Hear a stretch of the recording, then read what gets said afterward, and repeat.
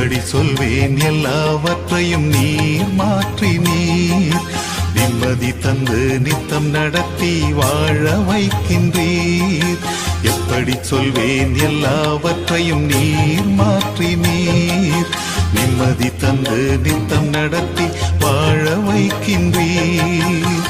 நீங்க மட்டும் இல்லைன்னா எங்கோ நான் சென்றிருப்பேன். எப்படியோ வாழ்ந்திருப்பேன்.